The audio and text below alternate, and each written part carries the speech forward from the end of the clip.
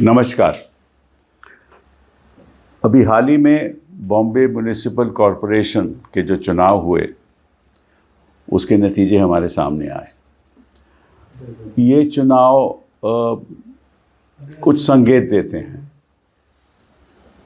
महाराष्ट्र के लिए भी और जो राष्ट्र स्तर पे जो इलेक्शन है वहाँ भी। सबसे पहले तो दर्शकों को ये बता दें कि जो बॉम्बे म्युनिसिपल कॉरपोरेशन जो एनुअल बजट, सालाना जो बजट है, वो लगभग 74,000 करोड़ का है। मतलब कि सिक्किम, गोवा और त्रिपुरा को मिला भी लाएं तो उनसे भी ज़्यादा इनका बजट है। तो अपने आप में बहुत महत्व है इसका। और पिछले इलेक्शन में आप जानते हो कि जब शिवसेना इकट्ठा लड़ी थी, मतलब कि शिंदे फैक्शन और उद्धव फैक्शन इकट्ठा थे, तो निश्चित रूप से इनको बहुमत हासिल हुई थी और कॉरपोरेशन इनके हाथ में थी। तो अभी तो शिंदे सेक्शन ने कॉरपोरेशन खो दी। और अगर इतिहास में जाया जाए तो भी मैं थोड़ा सा इतिहास में जाना भी चाहता हूँ। 2012 के इलेक्शन में, कॉरपोरेशन के इलेक्शन में बीजेपी को केवल 31 सीटें मिली थी। 2017 में 82 मिली और 2026 में 89 मिली। और शिवसेना को पहले 75 मिली थी, उसके बाद 84 मिली। कांग्रेस को 52 मिली 2017 में, फिर 2012 में फिर 31 मिली 2017 में और फिर 24 मिली। तो इनका ग्राफ घटता जा रहा है कांग्रेस पार्टी का। और क्योंकि शिवसेना में स्प्लिट हो गया तो उनका ग्राफ भी घट गया। और एनसीपी की 2012 में 13, फिर 9 2017 में, फिर 3। और एमएनएस की 28, 7 और 6। मतलब कि एमएनएस का ग्राफ कम थी, एनसीपी तो लगभग ख़त्म ही हो गई जहाँ तक कॉरपोरेशन का सवाल है। कांग्रेस का घटा, ग्राफ घट रहा है। और शिवसेना जो शिंदे फैक्शन है उनको केवल 29 सीटें मिली हैं कॉरपोरेशन में और इनको लगी हैं 89। तो नुकसान किसका हुआ? सभी का नुकसान हुआ, फ़ायदा बीजेपी को हुआ। और बीजेपी की ये इलेक्टोरल स्ट्रैटेजी रही है, पहले पास उसके बाद बनवास।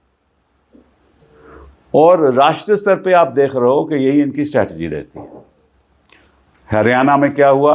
ये करते क्या है कि जहां इनको लगता है कि हमारी कोई लोग हमें मानते नहीं हैं, लोग हमें वोट नहीं देंगे, तो एक छोटी छोटी पार्टियों के साथ ये समझौता कर लेती हैं। जैसे हरियाणा में लोकदल के साथ किया, अब उनको मार्जिनलाइज कर दिया। सत्ता में आ गए, अब उनको मार्जिनलाइज कर दिया। जहां इनका लड़ाई है डायरेक्टली कांग्रेस के साथ, वहां ये कहीं नहीं, किसी के साथ भी करते, कोई समझौता नहीं करते किसी के साथ। इसीलिए ये उत्तर प्रदेश में समझौता नहीं करते, क्योंकि इनको मालूम है करते हैं तो इनडायरेक्टली करते हैं, मतलब कि धमकी देकर और ईडी पीछे करके और केस उनके बना के, तो कहते फिर आप देख रहे हैं कि कोई ऐसी पार्टियां हैं वो सपोर्ट करती हैं, क्योंकि उनको कोई और चारा भी नहीं है। तो वहाँ ये ऐसे सपोर्ट लेते हैं, क्योंकि उनको मालूम है कि उस सपोर्ट के साथ इनको बहुमत मिलेगी। जहाँ तक बिहार का सवाल है, आपको मालूम है उन्होंने क्या किया। जेडीयू के साथ होकर ये अब मेजर पार्टी, मेजर प्लेयर बन गए और अब उनको मार्जिनलाइज कर देंगे।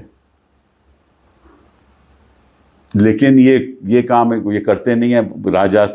राजस्थान में 1 to 1 है, वहाँ हिमाचल में 1 to 1 है, मध्य प्रदेश में 1 to 1 है, वहाँ तो कोई इशू है नहीं। अब ये कोशिश करें कि किसी तरीके के साथ हमारा फुटहोल्ड तमिलनाडु में हो जाए। तो इन्होंने बड़ी कोशिश की, पर तमिलनाडु की पॉलिटिक्स थोड़ी अलग है, क्योंकि वहाँ बैकवर्ड कम्युनिटीज़ बहुत हैं। तो वहाँ ये अब टेम्पल पॉलिटिक्स इन्होंने शुरू कर दी, मतलब कि मंदिर की पॉलिटिक्स शुरू कर दी। वहाँ के जो प्रीस्ट्स हैं उनको ये उत्तर प्रदेश ले जाते हैं, और ये सब करने। तो इनको मालूम है कि किसी तरीके से वहाँ इनको फुटहोल्ड मिलता नहीं है। और बंगाल में ना तो कम्युनिस्ट इनके साथ जाएंगे ना कांग्रेस जाएगी, तो वहाँ तो इनको लड़ाई करनी पड़ेगी, वहाँ भी इनको प्रॉब्लम हो गई। केरला में तो है ही नहीं, तो वहाँ भी इनको प्रॉब्लम हो गई, ठीक है ना। और आंध्रा में बिकॉज कांग्रेस का वर्चस्व कम हो गया था, तो निश्चित रूप से इनको सीधी लड़ाई करनी पड़ी बीजेपी को, वहाँ भी इनका। और मैं कुछ कहना नहीं चाहता कुछ और दलों के साथ कि इनका मतलब कि थोड़े बहुत समझौता है। तो लबो-लबाब ये है कि जहाँ इनको दिखता है कि हमारा, जैसे पंजाब में अकालीस के साथ जाते हैं लेकिन उनका कोई फ़ायदा नहीं हुआ, तो जहाँ इनका फ़ायदा होता है फिर उसी पार्टी को ये मार्जिनलाइज कर देते हैं। तो ये संकेत ऑपोजिशन को जाना चाहिए कि अगर तुम समझौता करोगे, आप सत्ता में तो आ जाओगे, अब डिप्टी चीफ मिनिस्टर बन जाओगे, लेकिन आपका जो फ्यूचर है वो ख़त्म हो जाएगा। आप मुझे बताइए अजीत पवार का क्या फ्यूचर रहा? देखो, ये जनता भी नहीं चाहती कि इस किस्म की पॉलिटिक्स हो। पहले आप किसी और के साथ, अब किसी और के साथ, ना इधर ना उधर। फिर जनता पूछती है तुम हो किधर? सवाल तो ये है ना। तो 3 सीटें आई इनकी पवार ग्रुप की कॉरपोरेशन में। कहाँ के रहे ये? नुकसान अपना करा लिया, फ्यूचर अपना बर्बाद करा लिया। और शिंदे का भी यही हो रहा है। अभी होटल में जा रहे हैं सभी उन्हीं के लोग, क्योंकि ये तो उनको मालूम है कि ये तोड़ते हैं, खरीदते हैं, निचोड़ते हैं, फिर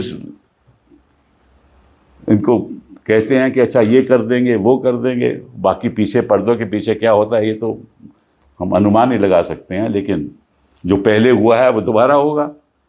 तो होटल में रखना पड़ रहा है शिंदे जी को अपने सारे जो काउंसलर जीते हैं, और मेयर बन नहीं सकता जब, क्योंकि 227 की जो कॉरपोरेशन है उसमें से 114 चाहिए और भाजपा के 89 हैं, तो उनको तो चाहिए ना। और विदाउट सपोर्ट शिंदे फैक्शन की।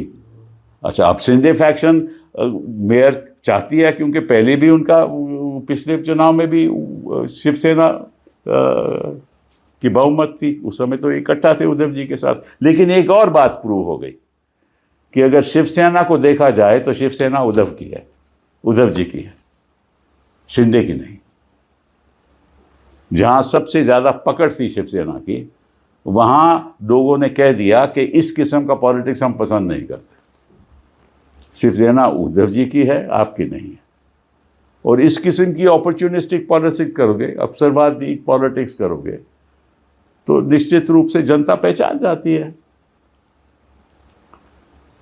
तो इसीलिए ये इस इलेक्शन का बहुत महत्व है, और इसके कोई मतलब कि हमें लेसन्स भी सीखने चाहिए।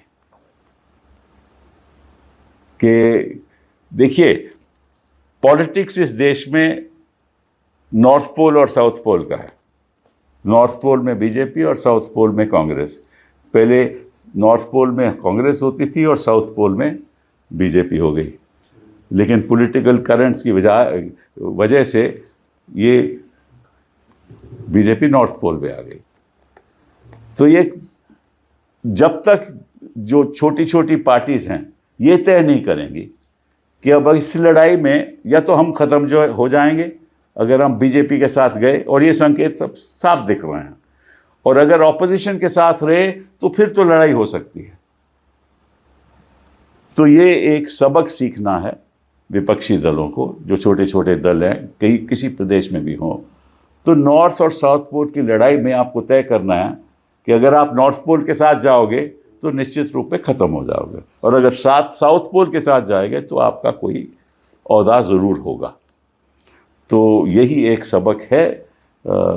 और ये जो चुनाव हुए हैं बॉम्बे म्यूनिसिपल कॉरपोरेशन के, ये इसका संकेत है। बहुत बहुत धन्यवाद। लेकिन सर, जिस तरह से जो है होटल्स में विधायकों को रखा, पार्षदों को रखा गया है, आशंका क्या, आप क्या देख रहे हैं उनको? ये है कि कौन तोड़ सकता है? क्योंकि चर्चा, उद्धव जी ने भी कहा हमारे यहाँ, हालांकि हमारे पास में नंबर नहीं, लेकिन हम चाहते हैं कि हमारा मेयर बने। तो फिर से होटल पॉलिटिक्स, रिजॉर्ट पॉलिटिक्स। हाँ भाई, इस किस्म की पॉलिटिक्स तो हिंदुस्तान में ही हो सकती है, कहीं और तो मैं दिखती नहीं मुझे, विश्व में तो कहीं और दिखती नहीं है तोड़। और कुछ सब चुप, इलेक्शन कमीशन चुप, कोर्ट जाएंगे तो कहेंगे साहब हमें क्या लेना देना है, ये तो सब आप लोगों की राजनीति है, आप जो करिए। तो करें क्या? ये इस किस्म की जो टोटली ऑपर्चुनिस्टिक, जिसमें मतलब के ऑफेंसेस हो रहे हैं, ये तो क्रिमिनल ऑफेंसेस है, किसी को खरीदना, किसी को लोभ देना कि तुम मेरे साथ आ जाओ, पार्टी तोड़ देना। अब जो 10th शेड्यूल है उसका तो कोई रेलेवेंस ही नहीं रहा, क्योंकि बिना मर्जर के तो कुछ हो ही नहीं सकता, मर्जर हो नहीं सकता। तो खरीदोगे भी तो डिस्क्वालिफिकेशन हो नहीं सकती, क्योंकि इनके अपने स्पीकर रहते हैं। तो ये प्रॉब्लम है बहुत भारी। सर, लगभग 19 ऐसी सीटें हैं जहां पर शिवसेना शिंदे फ्रैक्शन बहुत छोटे मार्जिन से आ रहा है, और कई लोगों का ये दावा है कि चुनाव के एक दिन पहले बीजेपी के नेताओं ने कोऑर्डिनेशन करके शिंदे गुट को हराने के लिए उनकी सीटें कम लाने के प्रयास किए हैं, जैसी खबरें फिलहाल आ रही हैं। नहीं देखिए, ये तो खबरें देखो ये तो लोगों की असम्पशन रहती है, प्रिजम्पशन रहता है कि ऐसा होगा, क्योंकि मैं भी मानता हूं कि जो इनका जो पॉलिटिकल स्ट्रैटेजी है, राजनीतिक जो स्ट्रैटेजी है, वो ये है कि किसी तरीके से जो अपने खुद के ही पार्टनर हैं उनको आप किसी तरीके से नीचे दिखाओ, अदरवाइज उनकी जो बार्गेनिंग पावर वो बढ़ जाएगी, तो फिर उनको मुश्किल हो जाएगा।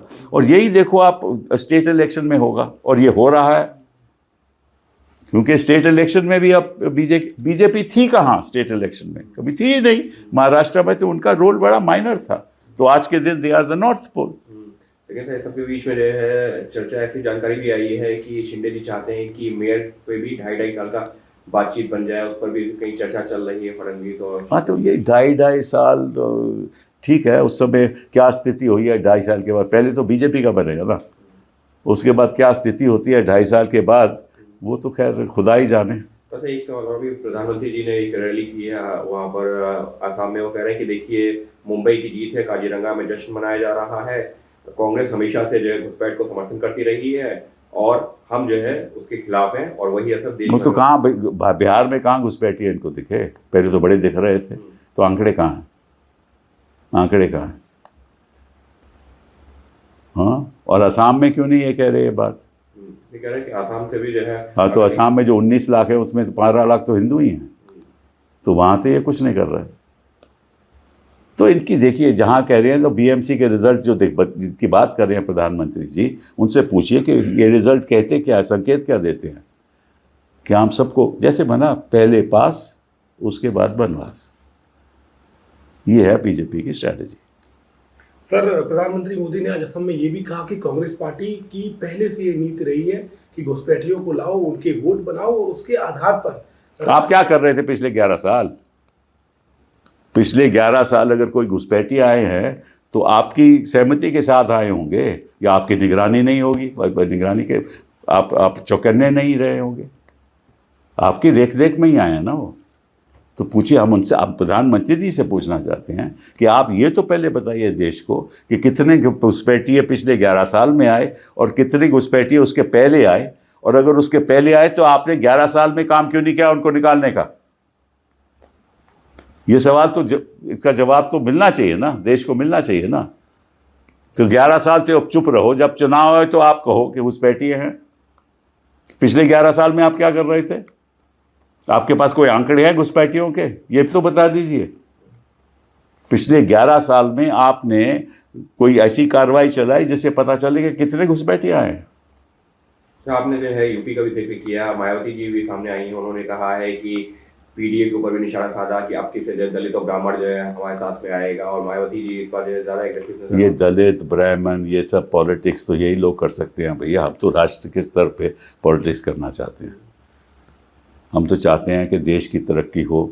इस किस्म की पॉलिटिक्स देश को कहीं नहीं ले जाएगी। ये हिंदू मुस्लिम, ये ब्राह्मण दलित, इस किस्म की पॉलिटिक्स देश को आगे तो नहीं ले जाएगी।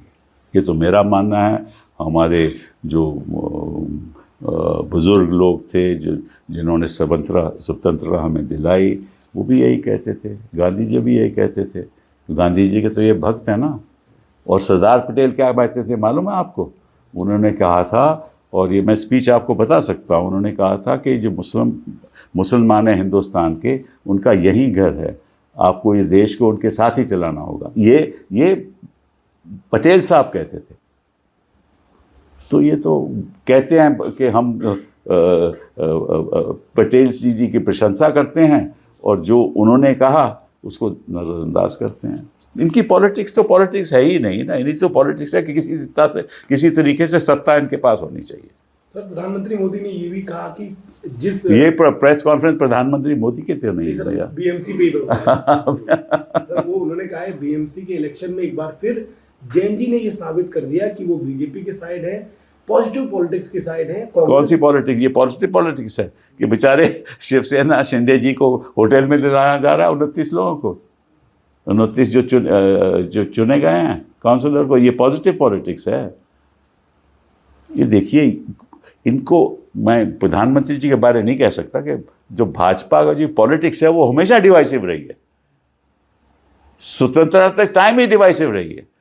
इन्होंने क्यों नहीं हमारी नेशनल मूवमेंट के साथ दिया? क्यों नहीं गांधी जी का साथ दिया? ये तो अंग्रेजों के साथ थे। तो इनकी पॉलिटिक्स तो हमेशा डिवाइसिव रही है।